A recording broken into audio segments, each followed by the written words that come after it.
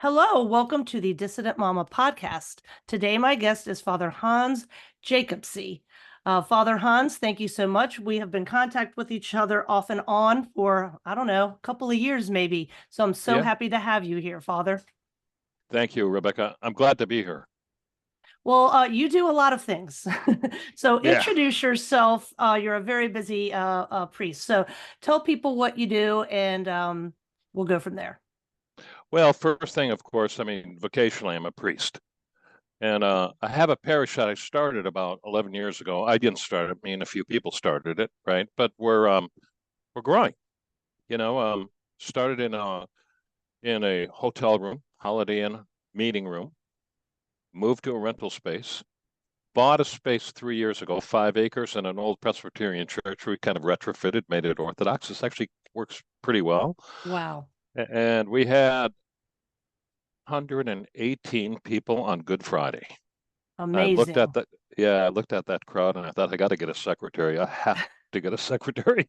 But it's good. That's keeps my feet on the ground, of course. And then, of course, I run the Brotherhood. We're going to talk about it a little bit, I think.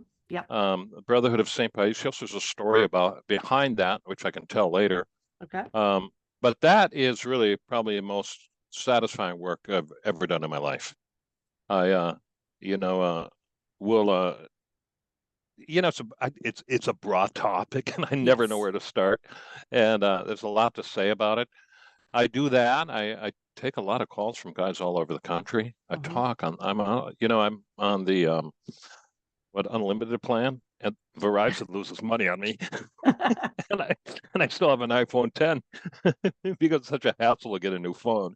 And but it works, and uh, and then do other things. I travel here and there, and I speak, and that's a lot of fun. I Yes. enjoy that a lot. And then I've about 4 years ago, I started taking a group over to Mount Athos at the end of every summer. And Oh, that, yeah, we go to Thessalonica. I lived in Thessaloniki for a year, okay. and I learned Greek there, and also learned a lot about the Greek Orthodox Church. The Orthodox Church, just living there, submersed, right? Just submersion. You kind of throw yourself in. Mhm. You don't know anything, but you learn a lot. And so I have a love affair with Greece. I used to be in the GOA, and I worked with this program called Ionian Village, bringing kids over there every summer. I did that for 5 years. So fell in love with the country. I've seen a lot of it. Know some people over there, and some guys approached me and said, "Well, we want to go to Athos." So I thought, well, this is kind of a good idea, so let's go. And it's just been beautiful, absolutely beautiful. We go to Thessaloniki. We see the religious historical sites. St. Demetrius, the Myrrh flowing, and saints like that.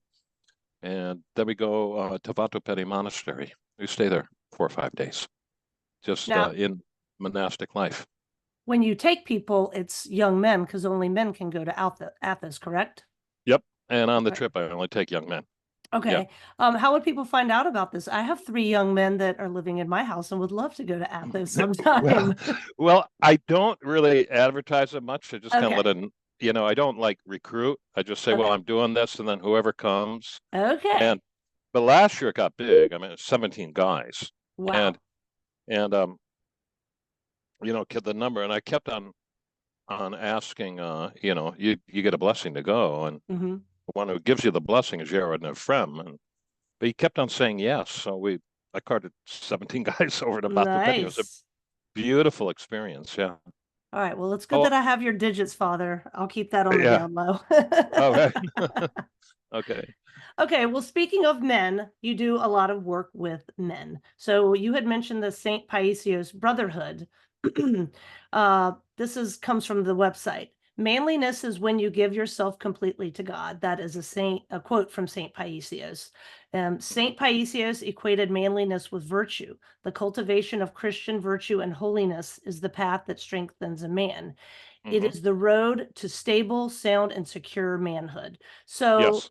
this is not co-ed. This is not some feminized version for guys. This is about Christian virtue authentic manhood. So Yes. let's start there. And then I have some questions, obviously, that will come after that. So how did the brotherhood come about? And then second question will be, what is virtue? Okay. I'll make a long story very short. Okay. So when I was starting out my parish, I went 12 people was a great Sunday and a no income, and I was doing websites at the time just to put food on the table. What year was And this about? Like, how long this have was you about been? 12 years ago, I Okay, would say. got it. 12, 13, something like that. Okay.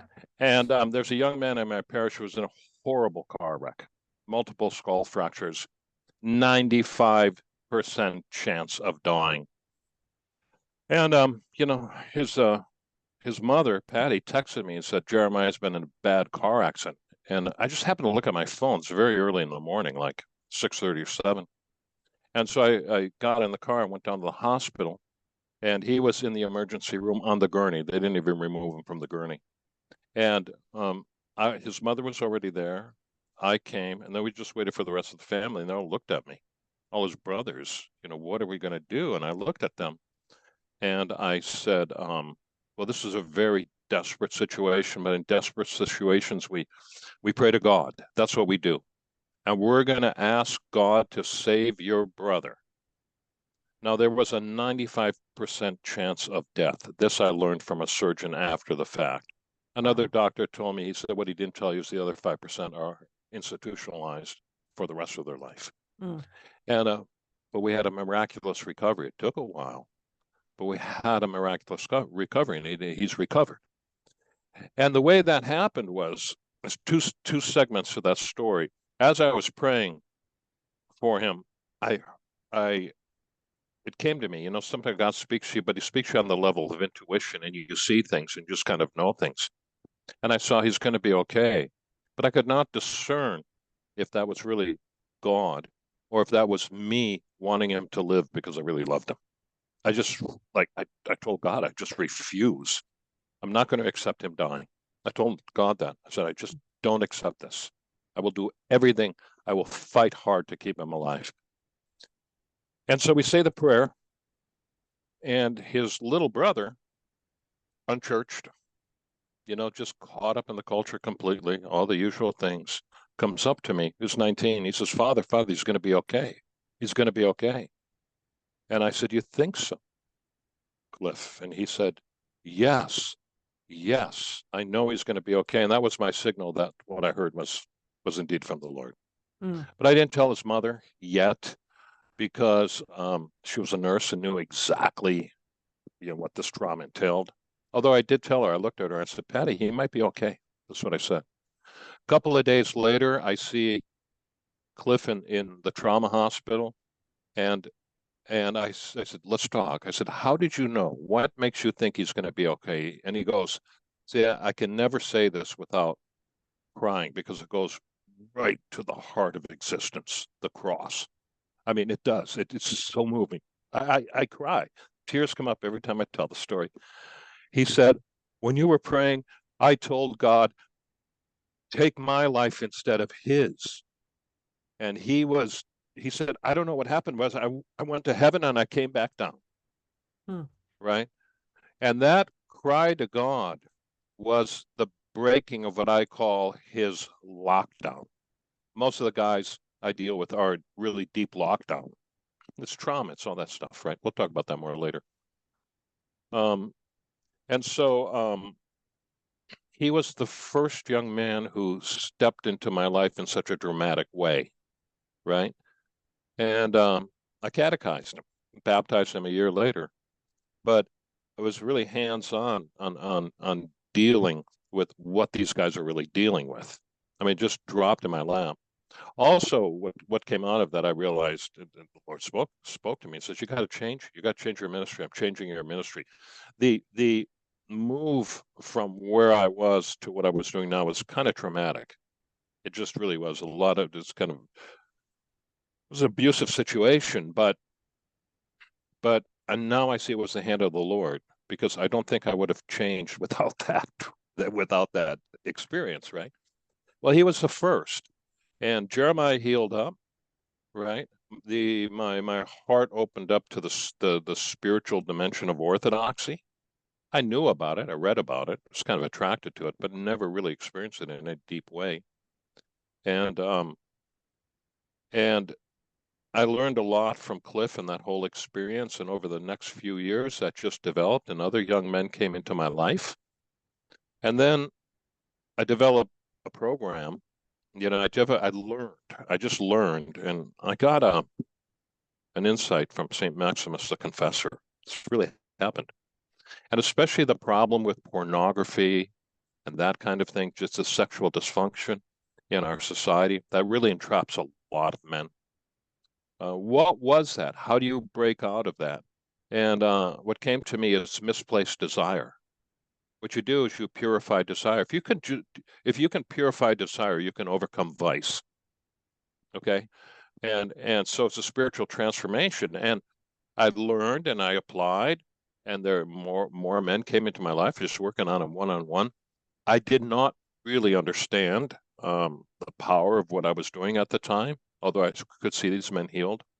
And then Father Patrick Henry Reardon heard about it, and he said, I want you to come up and speak at a Touchstone conference. So I did.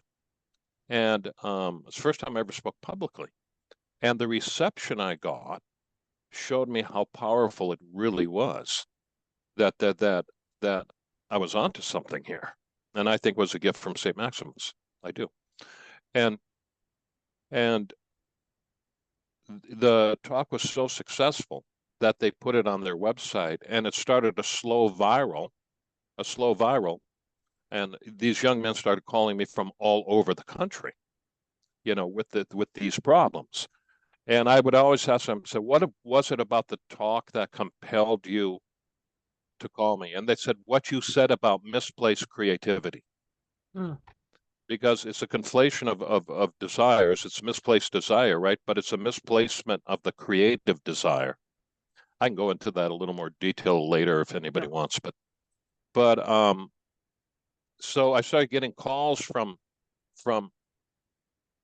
men from all over the country. I was on the phone a lot, working on them with them one-on-one over the phone. And then a priest and a deacon said, we want to come down and see you. And so they drove all the way down to Fort Myers. We spent an afternoon together just talking, and they said, you got to build something. I wasn't sure about that. And I said, well, let's keep talking, but this is a big project. I've had enough false starts in my life. I don't want another one. If I'm going to do this, right, I got to know it's the right thing to do. And so I kind of put it off, right? And they were pushing me to put it off because I knew, man, if I commit to this, I really got to do it. Meanwhile, went to Greece, and I met for the first time Dimitri. He's a priest now, but he was Dimitri then. Dimitri was a little boy who grew up with Elder Paisios when in his last decades of his life, in St. John's Monastery in Saruti, small village right outside of Thessaloniki. And Dimitri was the one that told me what to do for Jeremiah, because Jeremiah and Dimitri were Facebook friends. He heard about the accident. We got connected through Jeremiah's sister, and Dimitri said, well, Elder Paisios has healed a lot of young men in car accidents and motorcycle accidents in Greece. And I wrote back and said, well, tell me what to do, right? I did exactly what he said, and you'd get the icon and all that stuff. And it's Elder Paisios who healed Jeremiah. And it was just absolutely no doubt about this, right? And that kind of brings you close to Elder Paisios, but also brought me close to Dimitri. So we meet in Greece.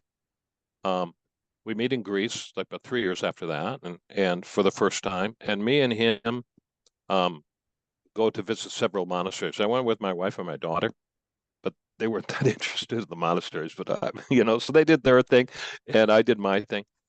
And I walked into a monastery. This really happened. And the Yerund of the monastery saw me, walked right up to me. I mean, I kind of hesitate to say this because it sounds so out there, but it really happened. The Yerund of the monastery, I did not know he's a Yerunda. Just a monk with a robe and a cross, right? Comes up to me and he says in Greek, he says, you will lead young many young men in America into Orthodoxy, and Elder Paisios and the Theotokos are going before you. And I heard that, and I didn't know if I heard it right. So I asked Dimitri, what do you say? And I heard like Come again? 70. Yeah, exactly. Yeah. And he told me that. And that was I said, oh, I've got to start this up. I have to do it. And I came back and started working on the Brotherhood. And that's how the Brotherhood started. Right. And And virtue is such an important aspect of it. Can you, people hear the word virtue and, Orthodox Christians think they know what it means too, but can you just give us a quick definition of what it means for Orthodox people, but also Orthodox men specifically? Why is virtue so important in your work? virtue. When you acquire virtue, what you're really doing is inculcating the energy of God. It's St. Gregory Palamas, essence energy. Okay, you're inculcating the life of God into yourself, which makes you, and this is a favorite Orthodox phrase, and I really love it, makes you fully human. Mm-hmm. It makes you fully, we're all called to be sons of God, and that's men and women alike, because the word son is not gender, it's relationship, right? And so a man, if he's going to be healed of his vices, whatever it is, he has to cultivate the virtues. He has to cultivate the characteristics that make him a full man. And the manly virtues are courage, moral rectitude, compassion. Love is a big one, but it's got to be properly expressed. Those kind of things. In other words, it's what breaks the isolation. It's what takes a man out of the lockdown. It's what instills confidence so he can act as a man according to his own personalities, his own particular gifts and abilities and that type of thing. Virtue is the energy of God, but all the energies of God have personal characteristics because they come from God. So our soul, Adam became a living soul. God breathes into Adam and he becomes a living soul. What that means is he has the capacity to inculcate those virtues, experience them, and they form him and shape him as a whole, WHOLE, human being. It's not something he possesses, but it's something he walks in. The sun gives its light. We don't possess the light, but we walk in the light. And look how that light from the sun, it keeps the whole biosphere alive, right? You turn off say, flip the switch and the sun went dark, everything would die. But we don't possess that. It's given to us. That light is given to us as a divine gift. And I'm thinking of Paul. In him we live and breathe and have our being. Paul says that about Christ. That's what it is. It's an opening of the heart so that the strength, love, power of God can flow into us and complete us. Okay. That's what it is. Vice is really an attempt to fill that hole, but in ways that bring defragmentation and self-destruction.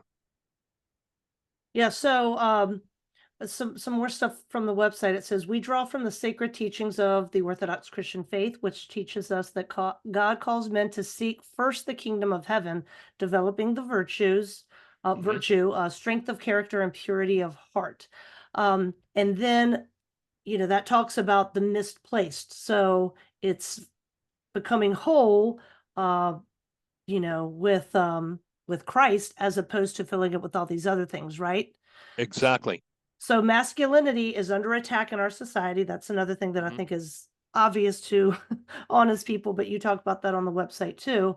And you're committed to making Orthodox men become better fathers, husbands, providers. So let's talk about some of the lies that are being told to men, that specifically, I mean, we could talk about that for 1,000 years, but really what are the big lies that are taking away the authentic manhood from men, and how y'all try to counter those lies, to tap at their hearts, to make them fully human.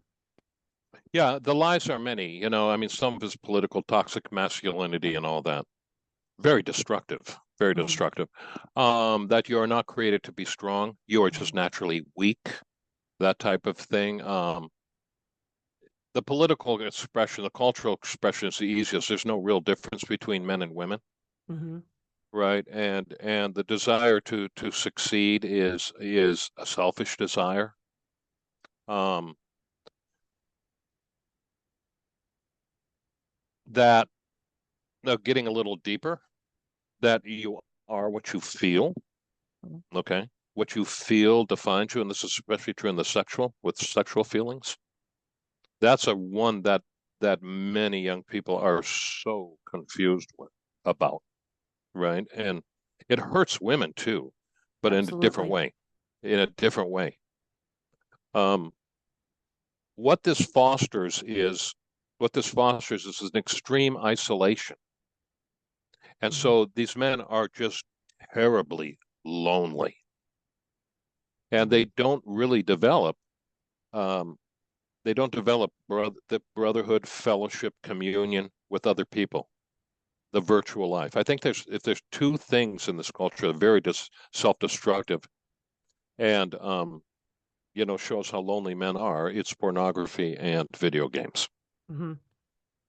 I don't believe that technology develops on kind of a singular linear line, that one invention leads to the next. I think that technology develops according to man's heart and what man feels he needs, right? And so, um, you know, I think about the Walkman. I was around when the Walkman Yeah. was, you know, and that really kind of bothered me. I mean, it's a kind of neat, you know, glitzy gizmo. Glitzy gizmos are always fun to look at, right, and play with. But what they did is they isolated people from each other. And I saw that when I was first a priest. I ran summer camp up in Minnesota. And what I noticed is that the first time I went, I was just an observer. Everybody had their Walkman, and they were all walking around with their Walkmans on, and there was no social interaction until about 3 or 4 days into the camp, which lasted only about 5 days, Huh. right? So I passed a rule, and I got the most resistance from the counselors, by the way. No Walkmans. And I put my foot down and I said, no Walkmans. So when they got on the buses, we held big baskets, put their name on a post-it note, and threw them in the basket. They got all their Walkmans back when they came home. But it only took 2 days for them to start connecting with each other, Mm. right? And that was the whole point of camp. But so all this technology is an attempt to fill the loneliness that the disconnection between human beings has caused. Yeah. Yeah. And you know, virtual reality, video games, and I'm very frank about this. Everybody says, I know you're down on video games. I say, I'm really down on video games because virtual reality, it's not real, but Mm-hmm. it fosters the feeling that it is. And so it becomes a substitute for real experience. And the guys don't develop and mature. Yeah. They don't go out and play anymore, right? So these are two things, and then the pornography, I mean, it's self-evident, but I think pornography comes from the depths of hell. I I agree. really do. I mean, to mess a man up, right? And a Mm-hmm. lot of guys get messed up. And if you don't straighten that out, you're going to stay messed up. Yeah. Yeah. So, It's definitely spiritual warfare. And another thing from the site, the lies have caused generations of men to grow up weak and blind to the truth of who God created us to be. mhm. Is that the lockdown? That's the lockdown. A Okay. lockdown is an inability to relate because you have not developed on the inside in the ways that is proper. And those impediments to that development, um, they they come from hell, man. They Mm-hmm. just do. They just do. And it's interesting too, male only spaces are not a very common Mhm. thing anymore. Mhm. And you know, I've always had like a lot of guy friends, you know, it's just kind of my personality. I was a tomboy, but I was invited to uh like a Twitter group the other day, and it was all men, and everybody was introducing themselves, and I said, hey, y'all seem really great and everything. And, I feel honored to have been invited to this group, but, maybe y'all should kick me to the curb because y'all need your male only spaces, Yeah, men really Um, do. and my husband, it used to be back in the day, wives would be like, "Don't go out with your friends; they're a bad influence." And I'm always telling my husband, "Go out with your friends. You need Yep. just guy time, no one Yes. around, and do whatever it is y'all do, in a godly way. Have a good time, enjoy yourselves, and just be dudes." Um, you know, Mhm. that's that's another thing too. Do you get any pushback for the brotherhood? Like, whoa, well, maybe we need some diversity and inclusion, and there needs to be a woman on the board or a female speaker. Do you get any pushback? Not yet. All Not right. yet. I'm expecting it, but I mean, It's this, after this, this interview. yeah, it's a non-negotiable. When Yeah, I go out and speak, it's to men only. Now, absolutely. I did get pushback. Now, everything I say is on YouTube. Any woman can watch it, Hmm. right? There's nothing's hidden here. But when you're speaking to guys, if there's one woman there, you speak to them differently. Hmm. Okay, Yeah, because the distinction between male and female is very real and very powerful, and properly understood, quite beautiful. It absolutely. really is. But I did get some pushback. I went to speak at a church twice within 2 years, and the women said, "We want a talk to." And I said, "Well, I don't, tell you, I don't do that." And he says, "No, you got to do it." And I thought, how am I gonna jump this hurdle? And I got it. The idea came to me. What men wished women understood about men. Hmm. Okay, see Okay. that? So I was still Yeah. talking to the men because I'm better with men than women, Yeah. frankly. Okay, I just am. But so I was still So talking am I about men. sometimes. Okay, yeah. But the women loved it. They loved it, Yeah. and the guys loved it because I was saying things that they wish that their wives understood.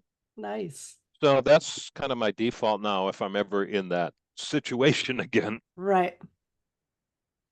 Right. And so why orthodoxy? Of course, because you are an Orthodox Christian, but you were saying that that moment that happened, 12 years ago or whatever, opened orthodoxy to you. You knew about it, but then you started kind of connecting the dots, Yes. for yourself personally, but also seeing, um, you know, why it was the truth. And I read a Frederica Matthews Green article from 2010. It's so good. Why Orthodox Men Love the Church. Uh-huh. And it's challenging. It's not active and pass. It's not active. I'm sorry. It's active, not passive. That's what I'm trying to Hmm. say. It's Yep. based on continuity and stability. It's trustworthy, very little sentimentality or Yep. zero, according to her. Goal oriented, right? Men like goals, Yep. clear disciplines. Of course, men in leadership, but there's a balance because women have a role too. It was just such a good article. And, looking back at it now, I would think a lot of, modern Orthodox people might push against some of those things. Tell us Hmm. why you think men love the church and why Orthodoxy is at the center of this healing and battling the spiritual warfare that these young men have. I mean, there's a lot of ways into that. Let me start with the deep theological first, then go to the simple. Okay. Okay. Orthodox anthropology, what it understands the human person to be male and female. I just don't see the depth and the comprehensiveness in any other religious tradition. Hmm.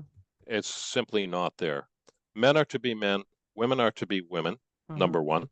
Okay, we don't collapse the binaries. Um, because they're written into the very fabric of the creation, by the Hmm. way. We just recognize that this is the way it is, guys. You don't want to believe it, I can't do much for you. Okay. I just can't. Go become an Episcopalian. They chose that route and look what's happening to them. Right. Men don't want that. Men want challenge. Men are doers. Okay. They don't sit around and talk. They do first, and then what they do is they recount the experience to come to an understanding. Hmm. Men love working with other men. That's a primary mode of fellowship because men are created to build. Okay, that's how men create. They build with their hands. They build bridges. They fix cars. They build businesses, that type of thing, right? And you could put it another way. The Orthodox Church has not become feminized.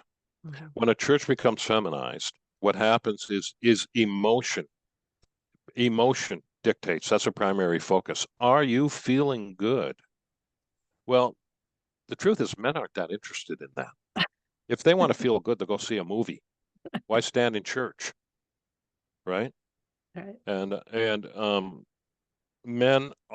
men have to be doing. They have to be working. And that's true of all men. Absolutely. And the Orthodox Church presents that challenge. Hmm. Your worship is work. Everything in Orthodoxy is work. Hmm. But the reality is, and we don't shy away from this, is there is no progress, there's no growth without struggle. We know that. Anybody who's got their eyes half awake knows that. Hmm. And the only things really worth having are the things that you have to work hard for because they have to be developed, they have to grow. It's actually through that struggle that the virtues are acquired and practiced and hopefully become habituated. Right. And orthodoxy offers that. And I was watching it's a video called Man Up. I saw it on Patristic Faith. I'm sure it's on your Brotherhood website too. But you open it up, one of the first things you say is, the world is filled with patriarchal energy because God is Father. I mean, Yeah. that's just a simple truth. And that will enrage people in um, other types of Christians. It would enrage some people within Orthodoxy too. Yes, it But would. because Yeah, it there's is. subversion going on. But it just Uh, thought it was so, it's the way you said it was just so beautiful. You know, the thing about the brotherhood, the reason the brotherhood is powerful and potent is because a lot of these men don't have much experience with fatherly love. Hmm. Okay. Now, fatherly love is patriarchal in character, of course. All manly love is. If you can say it's paternal, it's a male love, right? Then it is imbued with the characteristics of patriarchy. Hmm. That's written into the fabric of the creation because God is Father, and we don't apologize for that. Hmm. But here's the beautiful thing. This is what I've discovered. I'm going to give a talk on it. I still have to develop, I still have to write it, but I'm going to give a talk on it next week at the Padilla conference, taking from St. John Chrysostom's essay on brotherhood. That one, and this is my formulation of it, okay, because this is what I see among the brothers in the brotherhood and also the brotherhood, my local brotherhood here in my parish and our sister parish, St. Paul's in Naples. Um, when men when men love men, when you really establish brotherhood, real affection between men, the nature of the love between them is patriarchal. So when a brother is loving a brother, he's actually fathering the brother. That's Mm. what he's doing. When men love each other, they're fathering each other. They're making themselves into stronger men. That's the nature, that's the character of that love. Okay. That taps into the very love of God the Father, because that love has personal characteristics. It's not an amorphous energy. It has what I call telos. It has a purpose. It has an end. And I see that as the the the communion between brothers grows, what happens is both men heal. They become stronger. That strength is defined as coming into a deeper self-knowledge of who they are and what they were put on this world to do. No one is saying this. No one Hmm. is saying this, but this is exactly what a man wants to hear. He has to have purpose, Hmm. and all those things are gone. So if our churches are a place where we go because we want to feel good, we're missing the point. Hmm. Yeah, and iron sharpens iron, And, it's one of the beautiful things, about relationships in general. But that's another thing I see a spiritual warfare aspect of the feminization of everything is two guys hanging out and they're really close and they're bros. And then you'll have society saying, like, all the modern movies and stuff, well, they end up being gay in the movie. You can't just have a guy you truly love. They always make it, about deviant sexuality. But I think guys feel that pressure. Like, I really love that guy. He's my brother. I trust him. But then we make it so complicated. Our society makes something beautiful and pure dirty when it's not, do a yeah, lot of men feel that they can't get close to somebody because then somebody's gonna they say they're homosexual? yeah, they're so lonely. Yeah. And that's the reason why they're Mhm, afraid to reach out, because it's part of the diabolical lie. mhm. It's part of the diabolical lie, and that okay, that any kind of affection, any kind of closeness with another man is gay. Yeah, Nobody wants to be gay. Even yeah, the gay guys I know. Let me let me finesse that a little bit. but that's it. Even because I know gay guys, Yeah, they're members of Gay Inc. Okay, I mean, they're just bought into the lifestyle.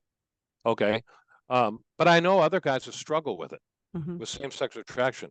They don't want to be gay. They know they're not gay.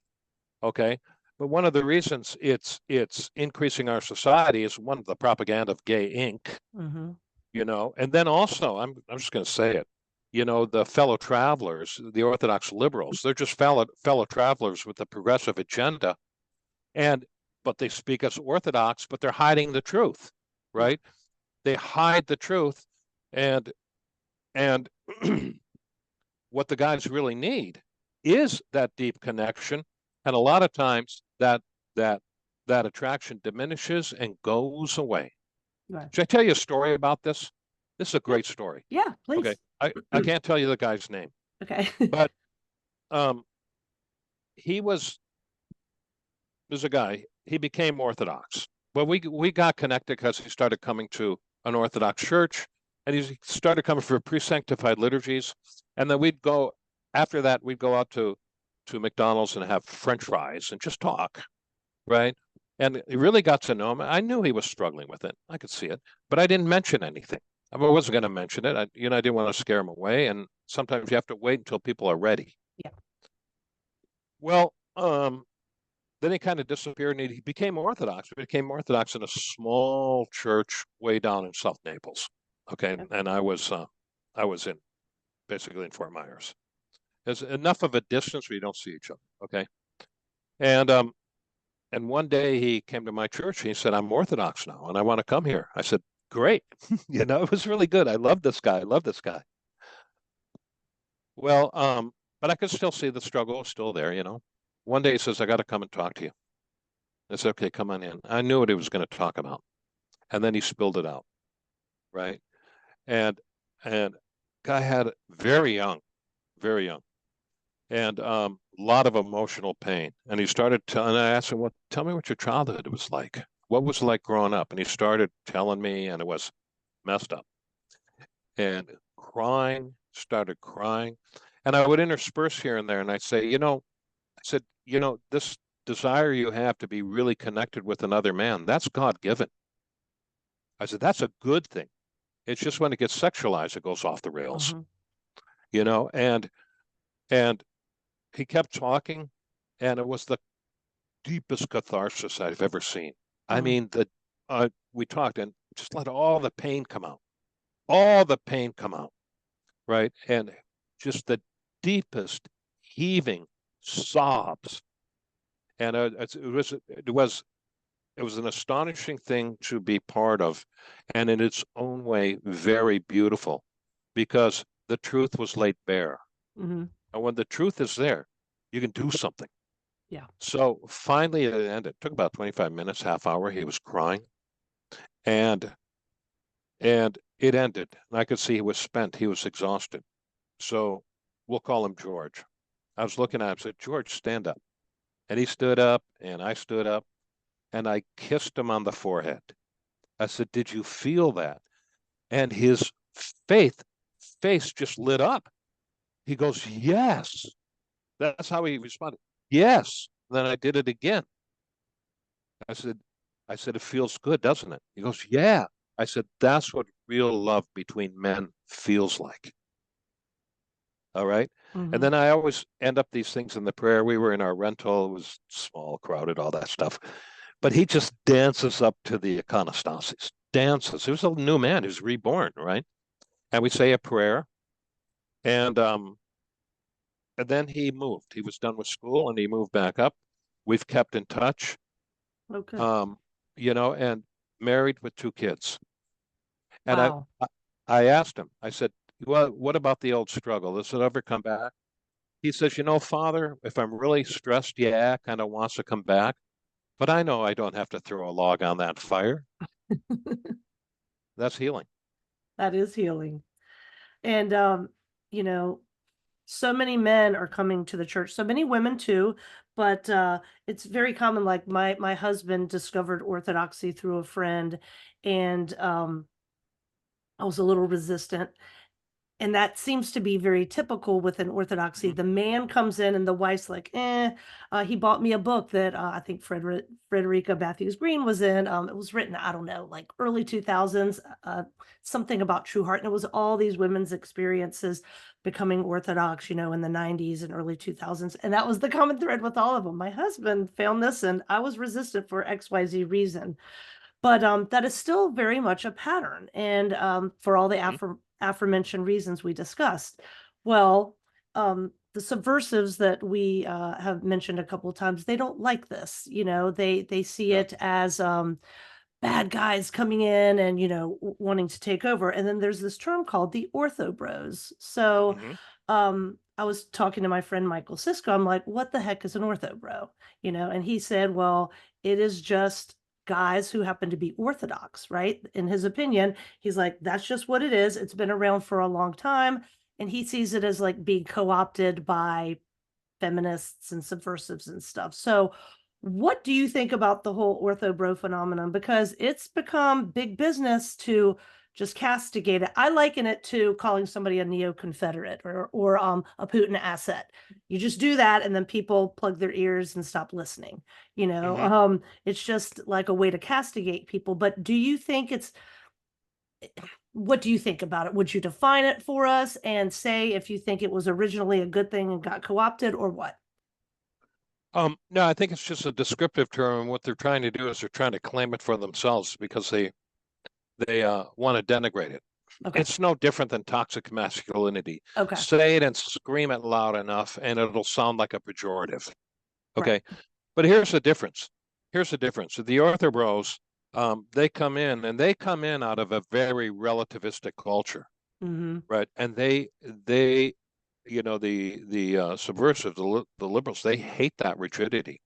Now, that rigidity sometimes brings its own issues forward. Yeah. But I'll tell you one thing that these guys are not going to accept is a lie masquerading as Orthodox truth.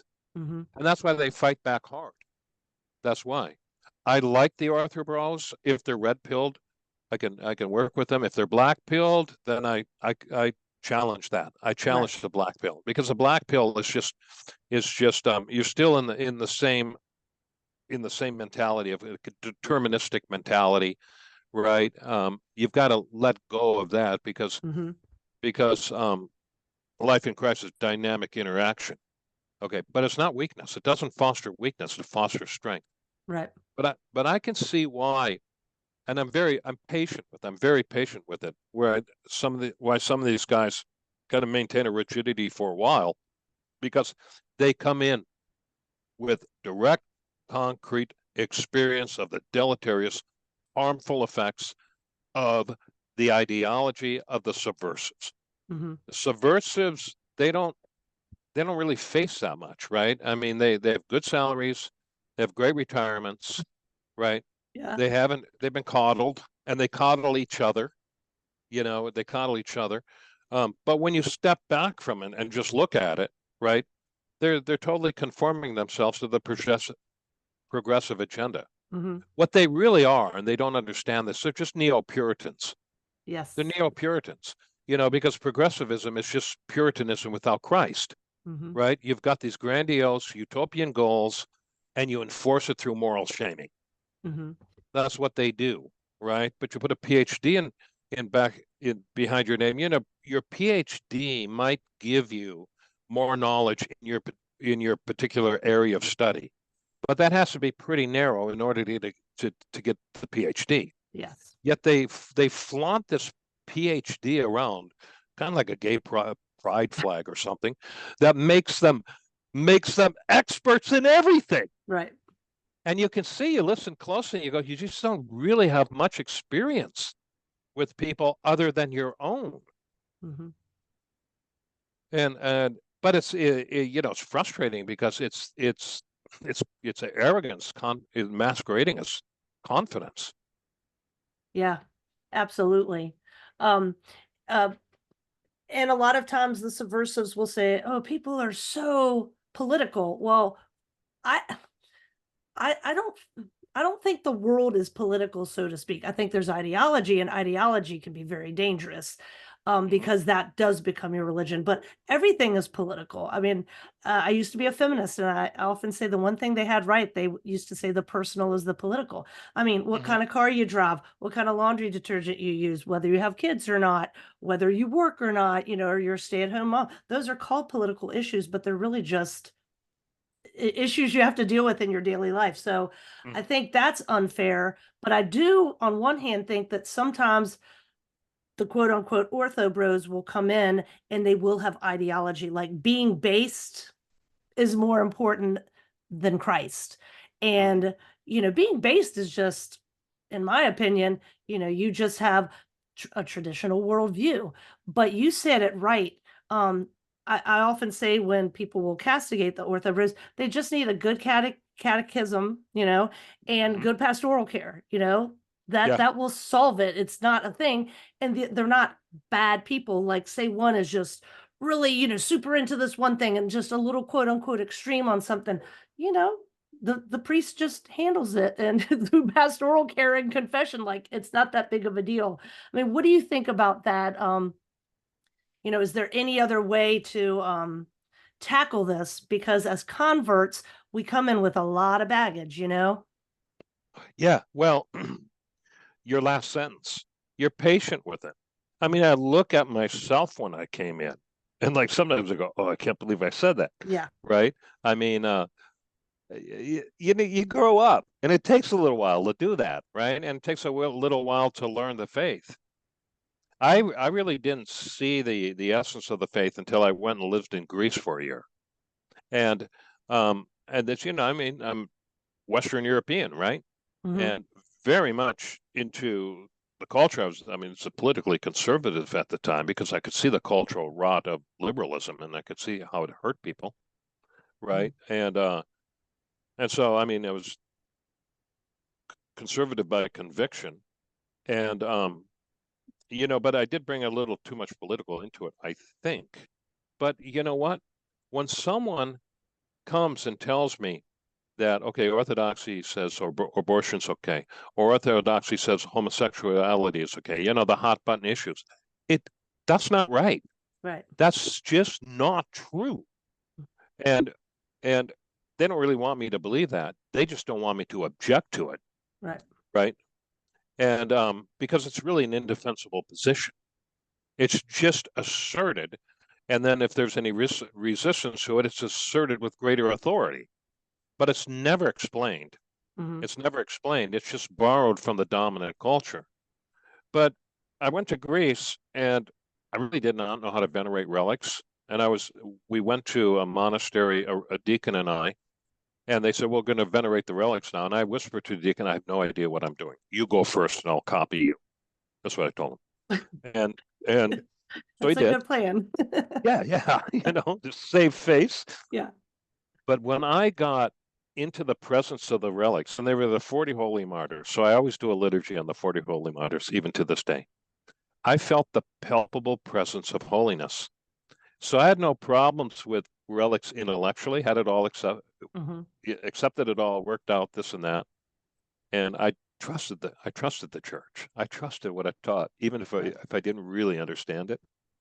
But I went to venerate those relics. I felt the palpable presence of holiness, and at that point, the faith went from here to here. That Mm-hmm. was my conversion, and I was Mm. Orthodox like 5 years, but it went from here to here. And it took me 5 years, 6 years, right? So I'm patient with these guys. I'll challenge them when they need to be challenged, but I won't join in on the discussion. Mm-hmm. Although I do love these guys because I know what they're coming out from, and I can see that they embrace Orthodoxy and they love Orthodoxy, and they know that Christ is going to be found in his fullness here. They know that, right? And so they're very protective of it. So even if some of them sometimes go a little overboard, with their condemnation of the liberals and this and that, um, it's not how I would do it, but I might have done it if I Right. was really Orthodox. Yeah. Yeah. So Yeah. Go ahead. I'm they sorry. got to they got to grow out of it. Yeah. They will, but they've got to grow into something that's more stable and secure, right? And that takes time. I was telling them it takes time for a baby to learn how to walk, that Yes. whole analogy and this and that. Um, because their only option is to go back into the relativism of the dominant culture, but they've been so wounded by that. And to see an Yeah. Orthodox defend that, well, that's because this is my main criticism of them, is they never have to deal with the consequences of their own ideas. They've got great salaries and they've got a great retirement plan, Mm-hmm. right? It's these judges who live in the suburbs and to make decisions for the cities that ravage the city, and they're never touched by the ramifications of their own judgments. Yeah, absolutely. Uh, a lot of people are throwing stones from their glass houses.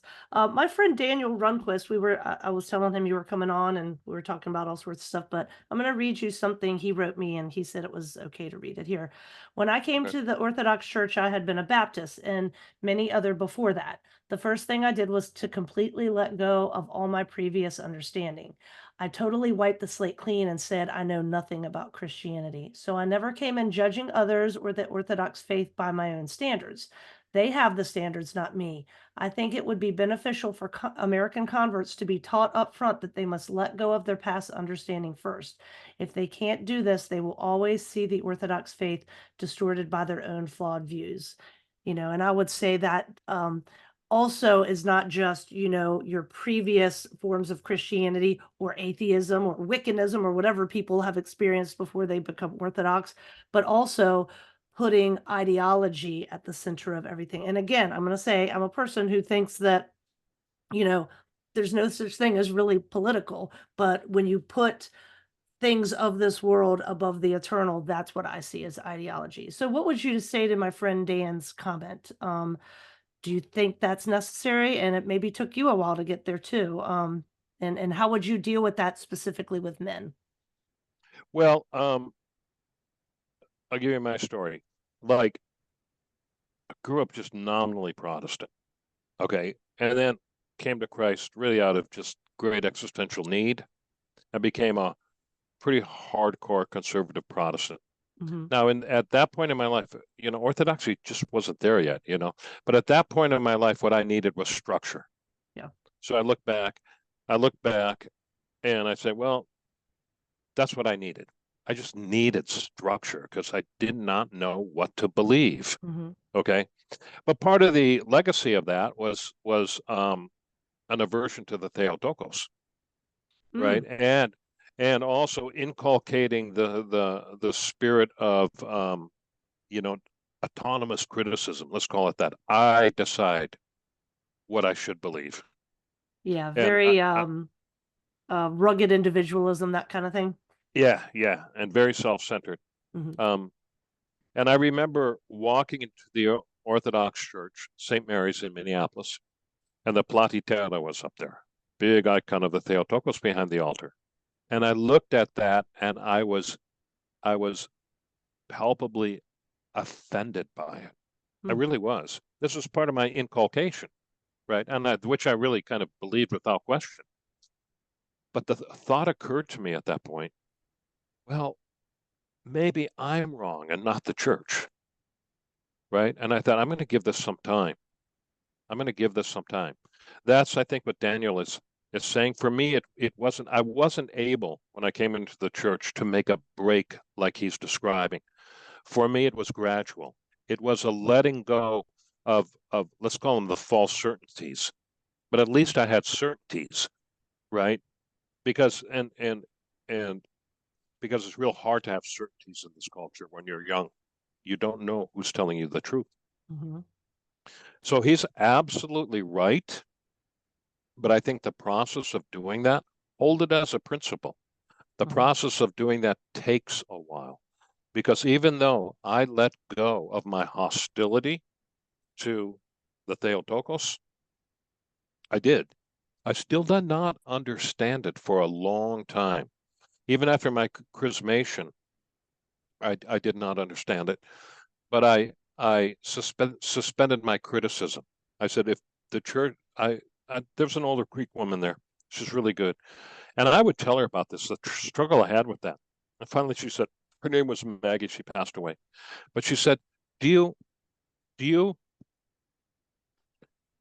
do you believe I'm Orthodox and I'm trying to follow Christ? I said, Yes, I do. And she said, Trust in my faith for the time being. That's what she said. Just trust in my faith. And I did. I thought, oh, that's just kind of nice. It's And then, wise. yeah. And so I did. And she taught me a lot. And she was a great teacher. She knew a lot. And and then it came later, I think about maybe 2 years after I became Orthodox, it was just given to me in a revelation. I just saw it could be no other way, Hmm. right? And so I think if you let go of the resistance, right, especially if the resistance is a defensive resistance because Hmm. you're holding on to it, because you're afraid if you let go, you're going to get swallowed up by the dominant culture and lose your way again, right? Um, if you let go of the defiance, the defiance that's within that resistance, it's a self-protective defiance, um, then then you will see. Then you will see because God is very merciful. But it takes a shift in thinking and how you relate to the world in order to receive that revelation when it comes. You have to be Hmm. ready for it. Yeah. So that I like what Daniel said a lot, Hmm. but I would embellish it with that a little Yeah. bit with what I said. Patience, Yeah. patience. And I would say for some people, what he said may take them their lifetime. It maybe is their entire spiritual journey, but they know it's there. They know, they have to battle that spiritual pride, but it just may take them longer. And that's why I think, good catechism, good pastoral care for these young men who come in sometimes having wild ideas, just like anybody does, because like I said, we come in Mhm. with baggage. What about a proper catechism for American converts? How does the catechism work? I mean, maybe it's a jurisdictional thing, but is there one that's like specifically for converts? Well, I think it's slowly being developed. Okay, that's Catechism used good. to be what I called when I first became a priest and started catechizing people. I call it orthodoxy in 10 easy lessons. Okay, you figure Okay. it, that's basically what it was. And you got history, Hmm. liturgy, all this stuff, a big data dump. And that's the way it was always done. But Hmm. then when we started getting, then it shifted because we started getting people coming into the church had no religious background. So I think it has shifted, certainly has in mine, and I see it in other programs that other priests have written and developed.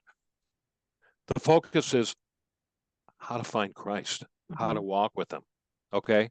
And then all the theology, the history, all that stuff follows Follows, yeah. because they will have an experience with Christ. They will experience things deeply.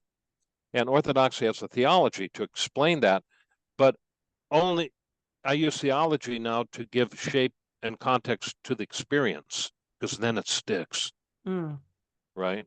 yeah. And then they're Orthodox for a while, and then the interest in the history, unless you're a historian, but then the interest in the and then in the other things really start coming and give them the books. We've got a lot of catechumens down here in my parish and a lot of young people. And in Naples, at St. Paul's in Naples. And what's actually happening here is there's an Orthodox community forming. We've had Hmm. 3 marriages out of this and more Wow. people coming. Yeah. And what's beautiful about it, a young person comes in, the first thing I do is, if it's a man, it's just introduce them to the brotherhood, and the guys take care of them, right? Nice. And they see each other socially, and these are their friends now, their peers.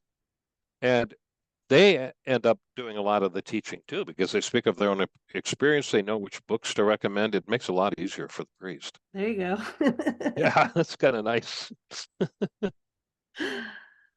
Oh, so you were talking about abortion and gay rights and how, the subversives will talk about that, but it's so interesting. They'll talk about things like that are very much, puritanical progressivism, like you said, or Mhm. feminism. But they'll say, oh, like with deaconesses, we're just restoring tradition, and it's, But when you talk about something basic like God created men to be strong, oh, you're ideological, Father. Yeah, It, yeah, I know. it's wild. I Um, know. I mean, what can you say about the deaconess movement, or the Fortumites that want to push all these things in there that aren't supposed to be there? I mean, do you just not worry about it, or you Ask the know, Fortumites if they believe in a historical fall. okay. Ask them if they believe in a historical fall.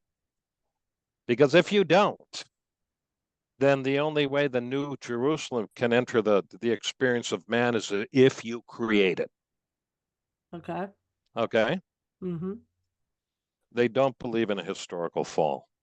They believe that the way the world is the way God created it. Okay? And that's what makes them so susceptible to the ideology. We have Interesting. to change it. We have to make it better. Yeah. They don't even see that they've just embraced cultural Marxism. Mm-hmm. They don't they don't see that we don't create the new Jerusalem with our own hands. Marxism is just inverted Christianity, is what it is. Mm-hmm. We await for the new Jerusalem from the heavens, and we strive to carry our cross in this life, right? But if there is no fall, and this is the way that God made it, why don't we just create the new Jerusalem with our own hands? Yeah. That's cultural Marxism. That's cultural Marxism. It's even wildly kind of atheistic too, because I think it was Richard Dawkins who said, I don't believe in God because we haven't created him yet. It's very hubristic, and yeah, it's just a bunch of pride going on, is all I see, and a lot of money being passed around as well. Atheism is only intellectually coherent to the extent that it is in a Christian culture, Yeah. Yeah. because the God that they keep denying exists is always the God of the Bible. Have you ever Hmm. noticed that? Hmm. I don't think Yes. it always is. Atheism is only it's only tenable in a Christian culture. Yes. I was talking to my sons after we did our Bible reading yesterday. I have 3 teenage sons. So this is why, you're of interest to me. Plus, I love men in general. Men are wonderful human beings. But Hmm. we were talking about how atheism really is a religion. I mean, that's kind of an easy sell. But when I Yeah. was an atheist, I was so mad at God, this God I supposedly didn't believe in. And I was so mad at him. Oh, how does he let bad things happen to good people and this and that? And, Yeah. looking back now, I'm like, okay, it was so obvious God was imprinted on my heart, but I was just all angry back in the day over Lord knows what, nothingness. I was just kind of taught to be angry. But that's a whole other conversation. Maybe I'll have you on Yeah. sometime just specifically to talk about feminism. But you run another organization called or you're part of it, the Antiochian Men. Amen. I'll Yes. link to that. It's Hmm. basically very similar to St. Paisios, but you're Yes. doing it within your jurisdiction to have like meetups and things like that. Is that correct? Yeah. Um, it was Metropolitan, Bishop Nicholas who had the idea. Mm, and appointed a president, and and at the inaugural meeting, it was at a parish life conference. I was asked to speak, so I spoke, and I spoke about the stuff that I do in the Brotherhood, Hmm. and it just ignited a fire. It does, you know. You talk to guys about stuff like this, it always, every time I talk, go to a parish, and I speak about these things, a brotherhood, a local brotherhood, just spontaneously generates because men are so thirsty for this. Hmm. And so I'm giving my talk, and the bishop was kind of new. I didn't really know him yet, but he interrupts me in the talk. He goes, "You're going to be the spiritual advisor." I said, "Okay, I'll be the spiritual advisor." So you know, it has a different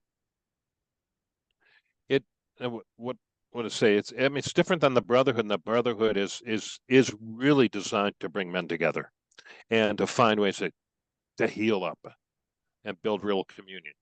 And that's what Amen does, but it does it within the context of the local parish. So Nice. each church has an Amen group. They run it the way that they want it, but it's turning out to be really, it's strengthening of the parish Hmm. because these men are finding a purpose because they are focusing their talents on the building up of the parish in whatever way it needs. Right. And So to these be leaders and protectors and all the things that men are supposed to be. That's, do the heavy lifting, yeah. right? I mean, when he first mentioned it, I'd have to admit, I had this reaction. Oh, a male version of Antiochian women, or Philopikos in the Greeks, which no guy's interested in. Okay, but it wasn't that at all. It's turned out to be very successful. And you, once men have buy-in, men want to work. They Hmm. want to build. Just remove the impediments. Remove the impediments, and they'll figure out what to do. Yeah. And and that's actually what's happened. So these churches are strengthening. Yeah. And Metropolitan Saba, when he came down, we had a parish life conference in Miami about a year ago or something. But he saw it in action. He loves it. He wants it to go national. And here's something I say, and the first few times I said it public, people would say, "I can't believe you said that." But this is what I say. Um, the strength of the church is the strength of its men. If the men are strong, you have a strong parish. Hmm. If the men are weak, you'll have a weak parish. So I exhort these guys, come on, guys, do it. Do your work. Yeah. Do what you're supposed to do, because they all know in their heart what they're supposed to do. All they need is a little encouragement. And then when they do that, it doesn't matter what they do, right? I mean, uh, build stuff, that's a big one because guys love to build one, but it's the camaraderie between them that fosters the brotherhood. Yeah. And it's in that brotherhood where Christ acts. That love, remember the love, Hmm. brotherly love is fundamentally, um, it's patriarchal and paternalistic. And I don't see paternalism as a pejorative at all. No. You No. know, and when men give of themselves to another man, they're fathering that, and all men want to be fathered. And that fathering doesn't stop until the day you die, right? Well, it doesn't even stop then. We're all supposed to have spiritual fathers. And you have a lot of men who are fatherless, a lot of young women too, and to give them that thing that they need to be whole is just such a beautiful thing. And men are targeted as the problems for everything, but then they can't speak up, right? They're these horrible, abusive people, but then they have to cower in fear for being called a misogynist or something like that. It's Yeah. like they live in this gaslit culture, being told they're doing something. Oh, you have all this power and you run everything. Well, CEOs, I think female CEOs like outnumber men now. Obviously, women in college, I mean, the numbers for men are dropping. Men who are even in relationships with women, many times it is like either very equitable or the woman is wearing the pants, so to speak.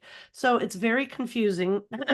It's very stressful as a mother raising um Uh-huh. three young men, but I just think the work you do is so necessary, and you're going to get pushback if you haven't gotten it, Father, because all the good things get pushback. And I just think what you're doing is phenomenal, and just keep it up. It's amazing. You know, when you just voice those lies, Mm-hmm. Voicing those lies is what robs them of their power, Mm-hmm. right? And so when I go and speak to a bunch of guys, and I'll just say the exact same thing you did, and they love hearing it, because what robs them of that power is whatever makes manifest as light, right? Right. And if it's revealed as a lie, okay, um, there's just an exponential loss of power and authority in that lie. But the people who are promulgating that lie just double down Mm-hmm. and just get more. It's kind of a crazy vociferousness, but they just don't stop. It get louder, louder, louder. You know, it's very intimidating, but more so, it's wearying. It's wearying to hear the same thing over and over and over again. But the way to defeat it is to speak the truth, Yes, absolutely. just like you did.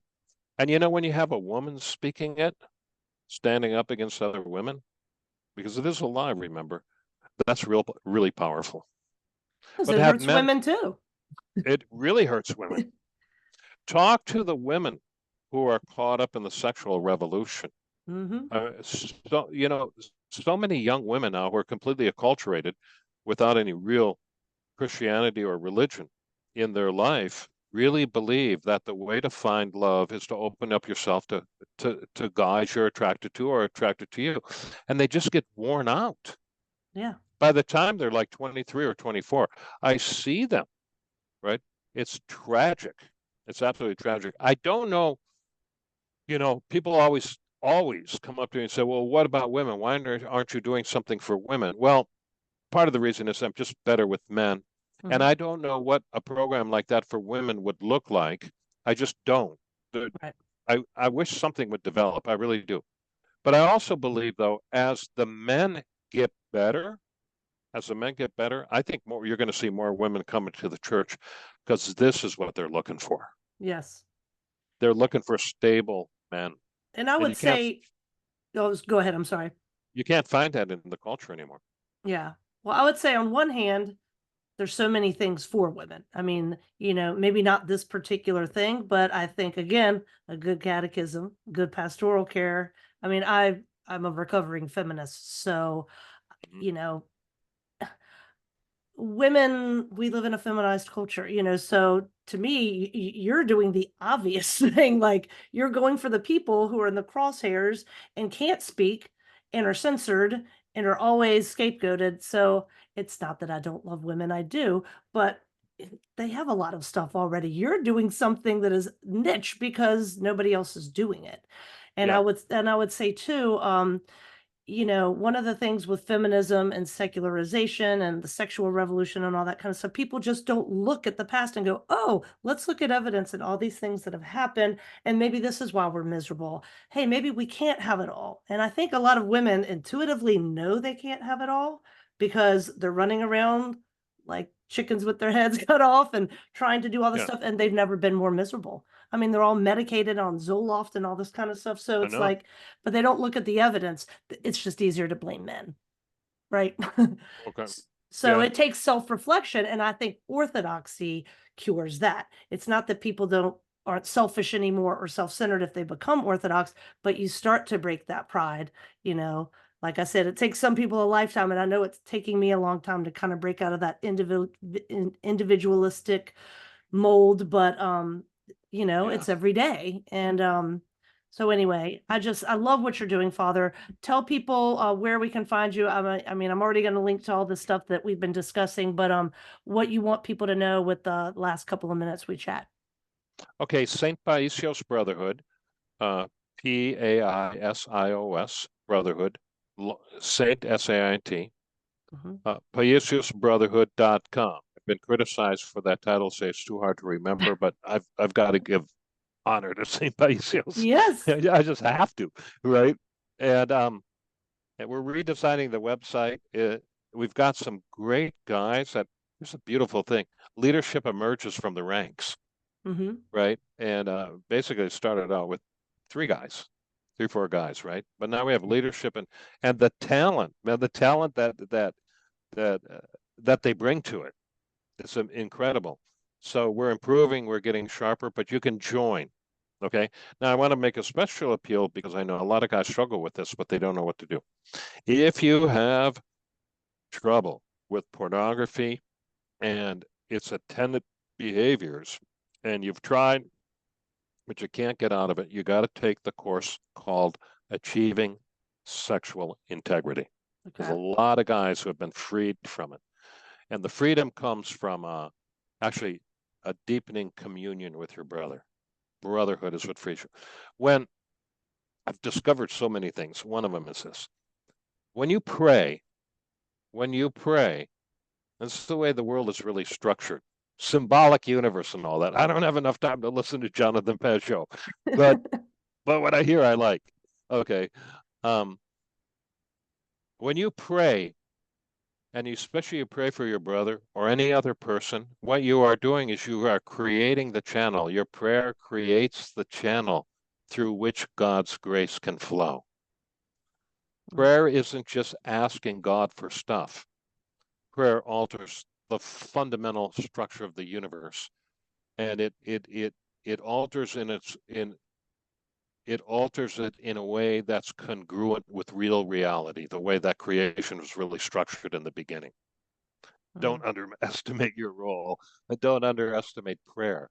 And if you're praying to God or you feel dry and he's not answering your prayers, pray for somebody else. Yep. That'll bring fire back into your heart. But that's what you're doing.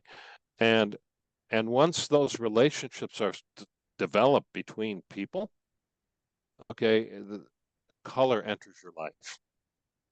Color enters your life. The black and whiteness that you're kind of entrapped in, suddenly you start living in living color. That's what it is. So the guys, I know you're lonely. I know you're lonely. That's one of the reasons why you're caught up in this snare. But our Lord and Savior Jesus Christ is very, very merciful, and he seeks to make you strong. Yes. That's his desire, that you become strong, and in your heart, I know that's what you want to be, right? So, and then we have a few other programs there, battle teams, right? And that's just basic building blocks and disciplines of sounder and stronger manhood, that kind of thing. It's always growing. It's always growing. So check it out. And if you're so inclined, sign up. You'll start getting emails. And then we have a great chat program on Telegram. I can't even keep up with it.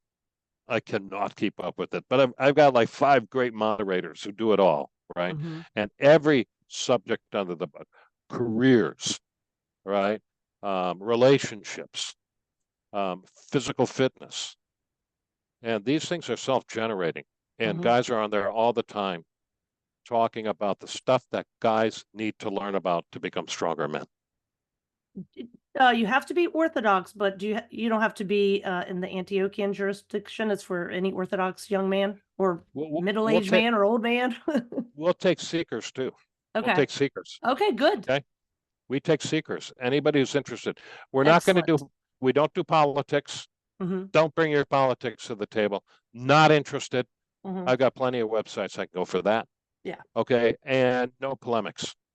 No polemics. I mean, I'm not interested. If a guy comes in, it's Protestant or Roman Catholic, and he's going to argue the truth of either, not in the Brotherhood. We've got other websites for that. Okay. This is for the fostering of brotherhood.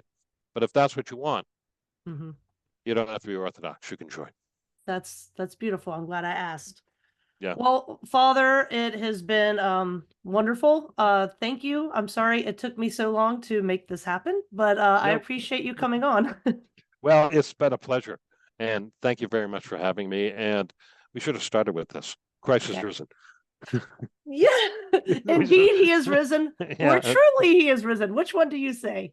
Truly, because Alethea, alithosin esti, it's not indeed, it's the truth. So in Greek, Christosin esti, alithosin esti, alithos, it's supposed to be truly. Okay, there's been a big hubbub on Twitter about it. I'm like, it's all awesome, but I like it, Father. Yes, Christ is risen, indeed and truly you are a wonderful human, and thank you for doing God's work. And I hope you have a wonderful evening. Yeah, you're not so bad yourself, Rebecca. Thank Thank you for you. your work too. And I love the vitality you bring to it, the vitality and humor. Oh, well, It's thank fun to you. read. It's fun to read. Well, a lot of people would call it something else, but I'll take that. Thank you, Father. All right. I know what you mean Bye-bye. by that. Bye. God bless you.